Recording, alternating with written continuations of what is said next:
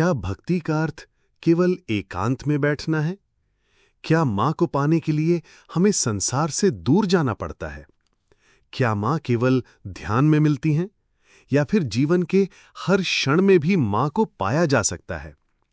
ठाकुर श्री रामकृष्ण कहते थे, ईश्वर को केवल मंदिर में मत खोजो, मां तो जीवन के हर कर्म में भी बसती हैं। वे स्वयं ऐसा जीवन जीते थे जहां भक्ति और जीवन का कोई भेद नहीं था।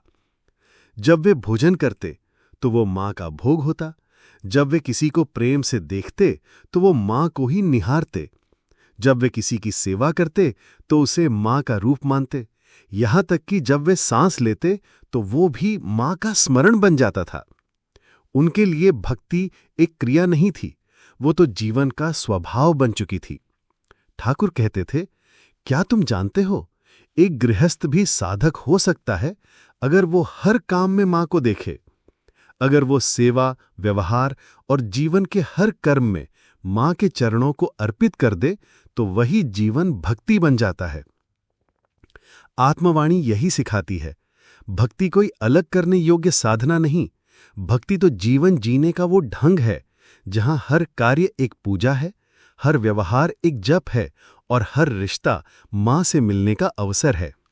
ठाकुर का संदेश था, जैसे कमल का फूल जल में रहकर भी जल से अलग रहता है, वैसे ही संसार में रहते हुए भी अपने हृदय को मां से जोड़ लो, फिर देखो हर क्षण साधना बन जाएगा। उन्होंने कहा, अगर तुम गृहस्थ जीवन में हो तो भी चिंता मत करो, मां तो हृदय में है। सच्ची भक्ति तो हृदय का भाव है, जहां प्रेम है, जहां समर्पण है, वही मां है। आत्मवाणी की आज की आत्मवाणी यही कहती है, तुम जहां भी हो, जिस भी भूमिका में हो, मां को कभी भूलो मत और मां को हर काम में जोड़ दो, फिर जीवन का हर क्षण एक सत्संग बन जाएगा। आज की आत्मवाणी यही विश्राम करती है। पर क्या संसार में रहते हुए मां को पाना संभव है? क्या जीवन की जिम्मेदारियों के बीच भी हम मां के चरणों में रह सकते हैं?